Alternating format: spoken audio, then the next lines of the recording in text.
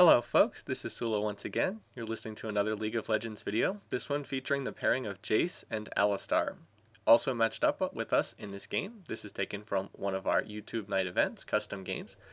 We have Kevin XD001 playing as Teemo, LaserCam playing as Jax, and KirbyZilla playing as Rengar. So this was just played on the most recent patch, on the Rengar patch. On the other team, we have Igo Elmo playing as Orianna, It's Zombies playing as Ashe, Magic Gangsta playing as Dr. Mundo, Mokia playing as Lulu, and Mr. Super Poder playing as Volibear. Now, I will say first out, right at the beginning, that this is not a particularly epic match, or particularly close match. I know that some people want to see closer matches, and I will try to get them for you, but most League of Legends games do tend to be somewhat one-sided. I've tried to point that out in the comments. Most games are pretty one-sided. What I want to show in this game is I want to show off another one of these laning pairings that is a little bit unconventional. Varis and I had the idea after watching some of the online team play. We've been seeing a little bit more of Jayce being played in competitive play. We had the idea to try a Jayce Alistar bottom lane, and we wanted to test this out and see how it worked. And I also then wanted to take that lane and put it up here on YouTube so some people can see this lane, which is a little bit unconventional. Now, a word about this lane pairing. Jayce Alistar is not an AD and support bottom lane pairing. You might think, oh, Jayce is the ranged AD, Alistar is the support. It's a support AD pairing. No, it's actually not. Jayce Alistar is a kill lane. This is basically like a Jarvan Leona lane or something like that. Your idea here is you are trying to kill the enemy team to make up for the fact that you don't really have a ranged AD. Jayce is pretty much a bruiser. You can think of him as much more similar to someone like Nidalee. That's really the closest comparison, but Jayce is much more of a bruiser than a ranged AD. As a ranged AD, he's quite weak. He's not really a very good ranged AD, so you can't really play him like that. You have to play him more as a tanky sort of bruiser champ. So in any case, that's what we're going to try to do. Now note again what I've done. I've played Alistar here, and I've chosen to go with boots and 2 wards. Nothing towards a fairy charm. No fairy charm, nothing towards a philosopher's stone. Again, that reflects the fact that I'm trying to play real aggressively and trying to get kills in this lane. Going in our favor, note that they have, first of all, an AD with no escapes. They have Ashe. Now, we actually didn't know this. This was blind pick, so we had no idea what they're going to be running. But they have Ashe, which is an AD with no escapes, just the flash. And they also have a Lulu with clairvoyance and not exhaust. So that means we have an exhaust and they do not. So that's a pretty big advantage for us. So we're going to be looking to play aggressively right out of the gate. Anyway, I'm going to use my other ward right there. I've got 1 ward on the river, 1 ward there. I'm going to use my exhaust. I'm going to force out the flash. Then I'm going to flash pulverize. I thought we had enough damage to get the kill on Mokia there. We did not. So I actually did use both of my summoners there and we did not get a kill. So that was not particularly well played there. And Varis said, little too aggressive on that particular little engagement there. So probably should have taken probably shouldn't have used both the flash and the exhaust. But look, Mokia is low. We do have a ward in the brush. Varis is going to go in, use his ignite, and he is going to pick off first blood right there in his hammer form. Now again, with Jayce, his skills that do the most damage are generally in his hammer form. He can poke pretty well in his ranged form, but his hammer form is the one that deals most of the damage. There is the poke right there. In the ranged form, you put down your acceleration gate and then fire a shock blast through it. That's your poke on Jayce. That's pretty much the way that you, that's pretty much how you want to use the ranged form. When in hammer form, his skills do more damage. So once again, there's the poke, the gate, and then the, shock blast. So E and then Q, and that's how you poke with Jayce. Right now, as long as It's Zombies is underneath the tower, there's not a whole lot I can do. But this will eventually push out, and then we'll be able to go into a zone. And here's where Jayce being ranged does help out. Varis can farm most of these minions, even under the tower, whereas if he was purely melee, it would be a lot harder for him to do this. Now, anyway, when we go back to the hammer form on Jayce, I will try to highlight some of those skills there if people haven't seen it. We do actually have, oh, Mundo just doing his jungle. It looked like he was in a fight there. Anyway, so just continuing to poke with the gate plus the shock blast just for the ranged harass. And now we're in the hammer form, so let's check out those skills. The one that really does the most damage is E, because it deals percentage of the enemy's maximum health. It also knocks them back a short distance. The Q in the hammer form also jumps to the enemy, so when you run Alistar and Jayce, you have a lot of crowd control. the whole idea is you can, Alistar can initiate, Jayce can initiate, Jayce can jump on them and knock them back, Alistar can use his headbutt and then his pulverize, so you have a lot of CC and you just have a lot of flat damage coming out from Jayce. Jayce can also use ranged harass, as you've been seeing, with his, with the gate and with his shock blast. And Jayce also can get up close and personal and deal a lot of damage in the hammer form. So you really have a lot of different options here. Once again, there is the ranged harass. And right now we're just looking for another opportunity to go in and, you know, put a combo on these guys. We also do have a leveling advantage. So right here, Varys is going to jump in. They're going to force out the flash right there. He used To the Skies to jump in for the initial initiation. Unfortunately, I can't highlight the skill because he's gone back to the cannon form. But Q to jump in initially, E then for the knockback in the cannon form. And we weren't quite able to get a kill there, but we were able to force out the flash from Ashe. Now, the other thing is, note that my exhaust is almost off of cooldown. As soon as my exhaust is off of cooldown, we can look to be a little bit more aggressive, because then I can go in and use exhaust. Right there, I catch Ashe, headbutt, pulverize. Ashe does not have flash. There's the exhaust. We're going to continue piling on our damage, and that is going to be our second kill here in lane. So that's pretty much how it works. Use your, use the initiation. Either Jayce or Alistar can get the initial, engage onto the enemy team. Pile on your crowd control. Again, you've got two different knockbacks on the headbutt and also on, well, Varys is in the cannon form again, so I can't show up. But you have two different knockbacks. One on Alistar headbutt, one on Jayce's E when he's in hammer form. Sorry, I don't know all the names of Jayce's skills, but a lot of knockback, a lot of crowd control. Got the stun on Alistar, and Jayce just deals a lot of damage. So note what Varys has done. He's gone for the Phage first build. This is, again, what you do if you're trying to kill them in lane because you have that chance to slow. He would go for a, what is it? He'd go for the, shoot, what is the name of the item? He'd go for the Sheen if he was trying to be more of a poke lane. So we do have a dive up here. Unfortunately, Volibear passive kicks in and is going to pick off one kill and actually pick off both kills, so not the best there. Yeah, Volibear passive there, too strong from Mr. Super Poter. But yes, you go for the Sheen if you want to try to sit back and poke them. You go for the Phage if you're looking to kill them because you have the chance to slow. So anyway, right now we're going to go into our zone. We want to try to prevent them from farming. See all these creeps here? We can keep them. We can keep Ashe from farming any of these creeps, so that's what we're going to do. I'm going to sit here. If Ashe tries to come forward to last hit, I will use my pulverize, and we will engage on them. And so this is us just trying to take advantage of the fact that we're ahead in lane and try to prevent them from farming. This is standard zoning. This is what you want to do if you have an aggressive lane and you get ahead. I'm just sitting here, I'm soaking up the experience. Varys is getting the experience and the gold for last hitting. And if they come close and try to get the gold for last hitting, if they try to get the experience, we're just going to engage on them and try to shut them down. So pretty standard there. I did back off. We don't really want to fight while there's this many creeps on their side. They do have creep advantage. We're early enough in the game that that matters. So what we want to do is we want to kill these creeps. Varys is using his little lightning field. I think that's what the skill is called. Yes, it is called lightning field. That just deals area of effect damage. But anyway, Varys is now 6. Varys is actually not going to put another point in his ult. You actually do better on Jayce by not skilling his ult. Right here, I'm going to initiate headbutt pulverize, get the initiation. Varys is going to jump in with To the Skies. Now, who are we going to go after? We do see the polymorph, but we're going to turn and focus on whoever we can catch up to. There is the shot through the gate, that shock blast, and we are going to finish off Lulu. We actually also got her flash down there. And again, that's where having the CV and not the exhaust really hurts you on supports. If Lulu had been able to exhaust Varys, I think that Mokia might have been able to survive that. I don't know. We did have our jungler, Kirby Sullla, playing his Rengar coming in as well. So I don't know. So there's another kill in mid. But he might have had a better chance of surviving that. Still, you saw how that worked. I did the initiation, headbutt pulverize, caught both of them in the headbutt pulv. Varys used his jump in. He used To the Skies to jump in. Leaps to an enemy, deals physical damage. And then this is really the big damage dealer.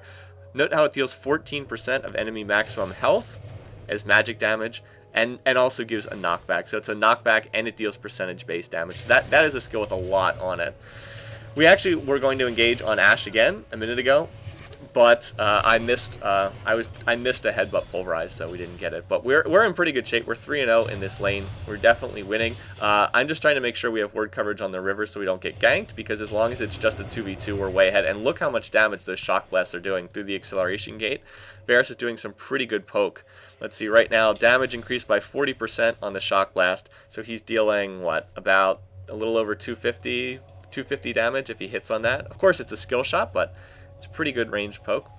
In any case, right now, again, we are just looking to see if we can fight them. My stuff is all up. I have exhaust and flash back up, so we can look to engage if we want to.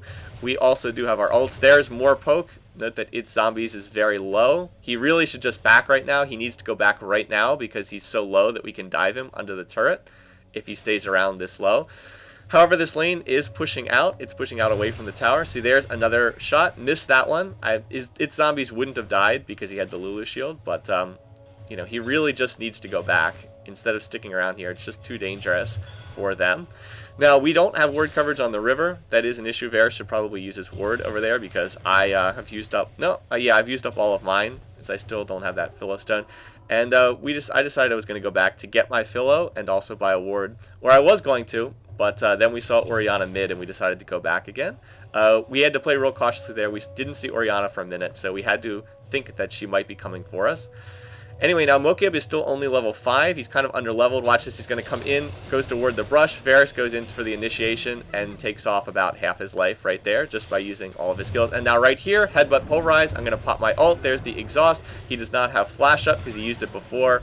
And then that's going to get the kill right there for us. Let me go back and show that again. This is in spectator mode, so I can do that. So Varus gets the initial damage, chunks in pretty hard. Watch right here, headbutt pulverize for the initiation, ultimate pop so I don't take as much damage, the exhaust, and then Varus just finishes it off with his auto attack. So that's a nice use of all of our skills right there. And that's really how you want to play the lane. Again, Ashe wasn't there. Ashe was back at base buying. Lulu was there by herself. Poor Mokia, the only one there in the lane.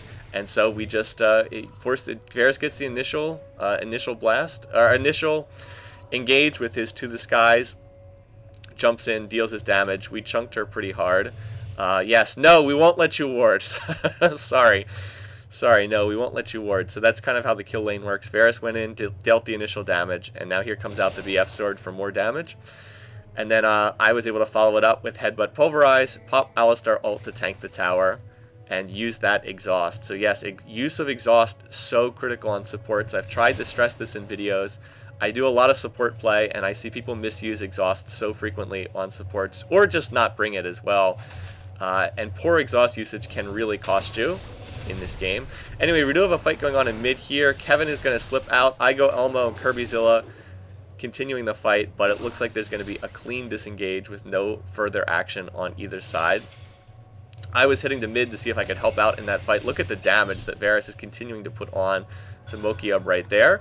Now he's got that BF sword. He's just snowballing pretty far out in front on damage. I'm going to put down the ward. They can't quite kill it before they catch up to us. So we were convinced that someone who's nearly dying right now, I guess nobody, we were convinced that we were going to start getting ganked because we were so far out in front in this lane. You know, we're up 4 kills in this lane, so we're assuming that we're going to start getting ganked, so we wanted to try to keep vision. Now right here, Varus just thought that we could go and do Dragon. It seemed like a pretty safe call, so that's what we decided to go and do. Orianna wasn't in lane. We thought we could just come in here and pick up this Dragon for free. However, they do have it warded, and again, note this is a risky Dragon. They do have it warded, so I'm going to get Ashe arrowed right here, and I'm still tanking Dragon. Meanwhile, in comes Mundo, in comes Orianna. This is suddenly not looking so good. Varus is going to initiate on Orianna. I'm getting chased down here, so I'm just running away. I keep the vision on over here. Varus is going to keep chasing on this fight. Igo Elmo is doing his best to make it out of here. Is Varus going to chase this down or not?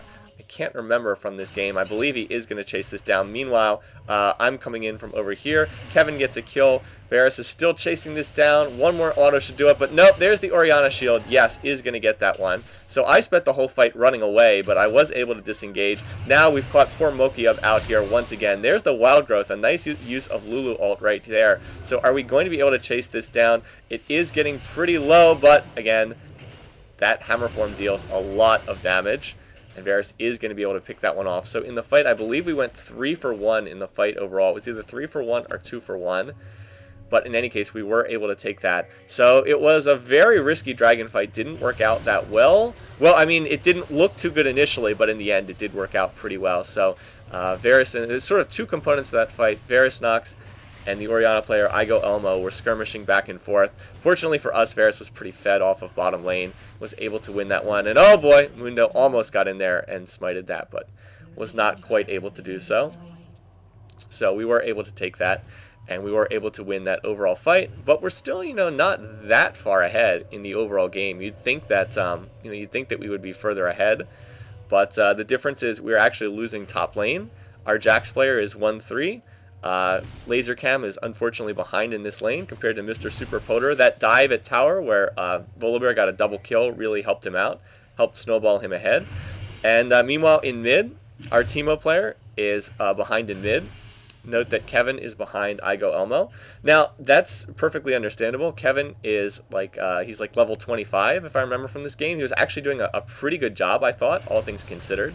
But we were behind in that lane, so we were going to need to try to carry this match.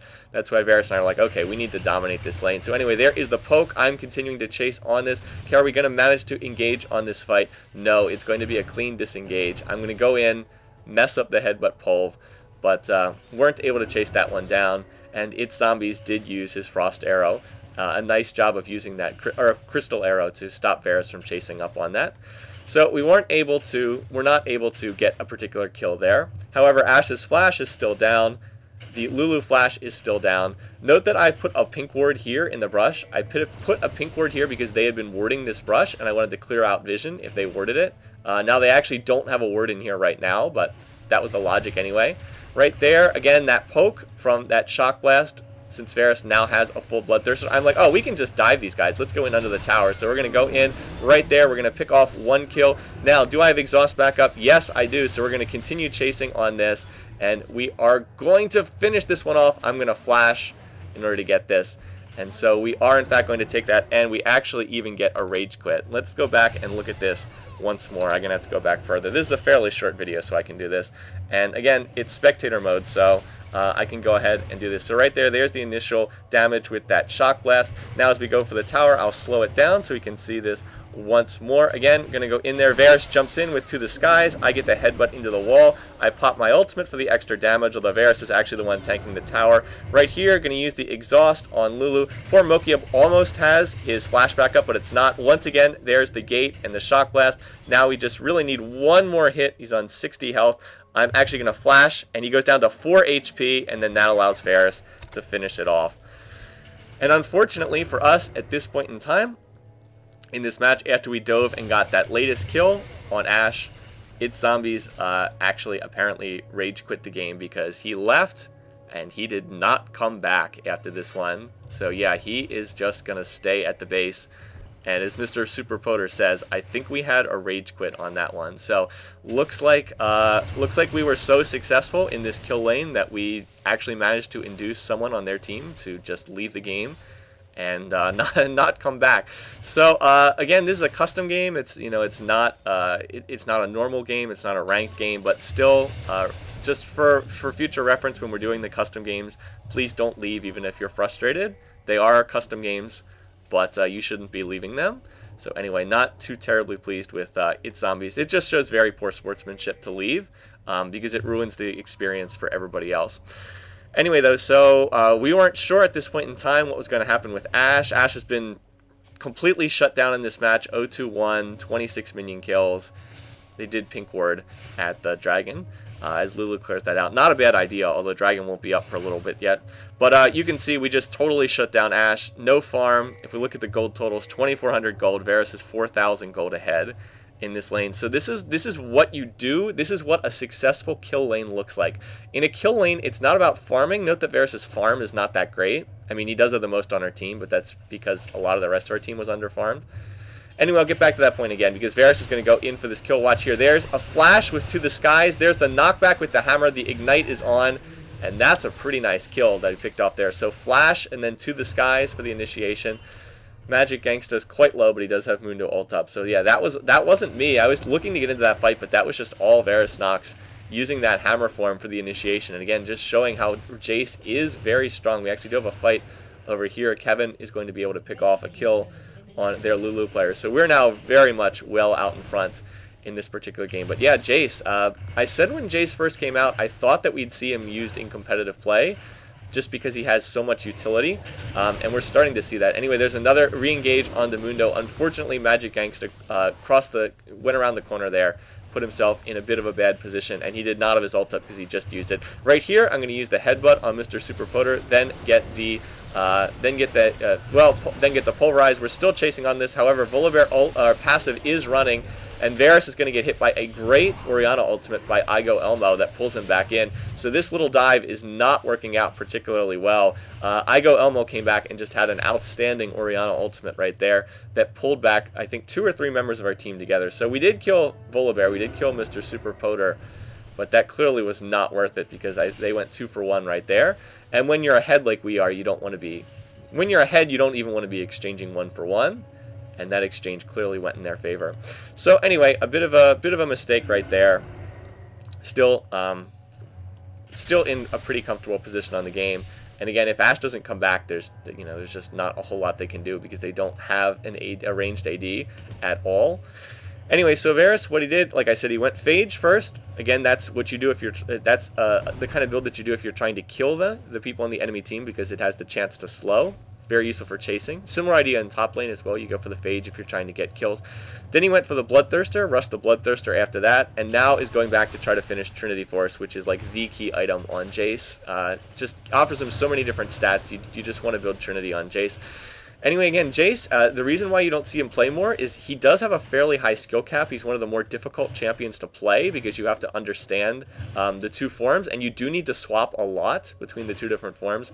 But he is starting to be used in competitive play. We saw him used at the European Regionals by a couple of teams, and he does seem like he's pretty strong. Anyway, there is a fight going on over here. Magic Gangster going to pop his ult. Looks like he's going to be able to disengage with his ultimate running right there. Dragon has repopped. Again, that Vision Ward died right before Dragon respawned. A little unfortunate for their team, and we should be able to clean this one up with no real issues. We were on top of that one with the timer, able to pick that one up, and we're now out to about a 5,000 gold lead, thereabouts. Now there is a fight going on in mid, so keep an eye on this. Jack's going to jump in, laser cam going after poor Lulu. Mokiub is just in a bad position right here. It's another nice Orianna ult and a nice Lulu ult as well to disengage from that. Meanwhile, Super Poter was able to pick up a kill on Kevin, our Teemo player. So we're not looking too good here, but then in comes Varys, and then in I come. We were taking the enemy team's blue buff right there. So Varys is going to continue chasing onto Lulu. Right here, I'm looking to headbutt Orianna, and I get the headbutt, but I couldn't see her to get the pulverize, and unfortunately I missed out on that. Again, it was a in the brush, out of the brush kind of thing, so again, we're still trying to chase this down. I do have my exhaust up. If I can get the initiation, we can kill this. Meanwhile, Varys is chasing, doing most of the work here. Once again, he's going to get that kill. I'm going to use my headbutt. I missed the initial pulverize, but we're going to be able to finish it off, and I actually end up taking that one. So we were able to get that one as well. So we were able to finally chase that one down between the 2 of us. So Cavalry coming into the rescue. We go in, pick that one off. Varys is now 11-1-2, and I'm 108 on the game. So we got there a little bit late. Like I said, we were trying to steal their blue. We went for the blue steal. But when we did get there, fortunately, we were able to fix up that fight and turn it into basically an even exchange. Keeping in mind, again, that Ashe is not here. And, of course, they don't have a ranged AD, so that makes it pretty difficult. As far as what I'm getting on Alistar, again, standard double gold pretends, Philosopher's Stone, Heart of Gold. I went for the Mercury Treads because I'm playing Alistar, and I want the Tenacity, I want the extra magic resist. Again, Alistar is melee, needs to get in the middle of their team. Also, I noticed that the only person who was really scary on their team was Igo Elmo, their Orianna player, so I was like, oh, a little more MR, probably worthwhile for this game instead of going for the cooldown boots. So their team, again, there just wasn't really anyone dealing physical damage on their team, so Merc Treads made a lot of sense right there. Anyway, Igo Elmo actually has had a really nice game. It's just there's not a whole lot else going on their team. Mr. Super Poter had a pretty nice game here too as well, although he is like straight tank. He probably shouldn't be. He probably needs to build at least a little bit of damage on his build to be able to do, to be able to be something more than a tank. But their team just doesn't have any damage because Mundo and Volibear are both straight tank, and then Ashe left, which means they just don't have any physical damage, and there's not a whole lot they can do. Poor Mokiub again getting caught out. Varys is just going to run in on this. A nice Lulu ult, but unfortunately it's not enough. So Varys is able to chase that one down pretty easily and get his 12th kill of the match. And if I remember correctly, at this point in time, their team's just like, you know, there's not a whole lot of point in continuing to play this one out.